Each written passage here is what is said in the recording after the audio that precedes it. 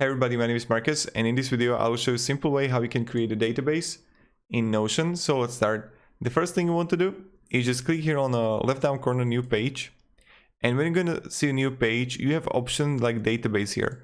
So the first thing you can insert table, board, list, calendar, or gallery. It's really up to you which one you choose. But before we start, what you can also do, when you're going to create a database by table and just creating like this, you won't be able to delete the table. You need to delete the whole page. So what I recommend, sometimes it's much better to just go click plus on page you created, which is not directly a database, and add a database table in line.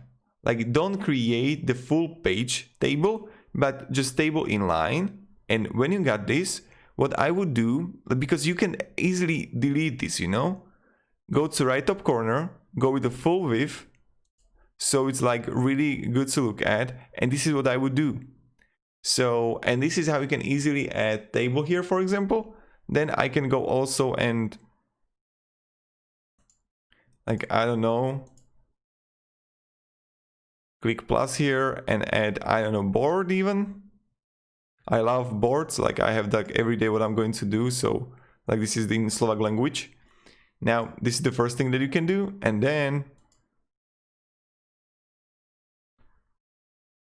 so this is how you can actually do it. It's really simple, really easy, and there is nothing to be scared or anything, right? So this is how you can create a board, and then just play around it.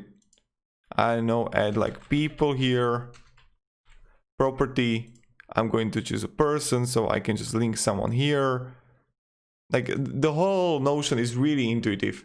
If you have any, I hope this video was helpful. This was not some deep how to create effective table or how to create amazing board. It's not that hard to do, in my opinion. So I don't know what else should I actually show you, But yeah. So have a great day and goodbye.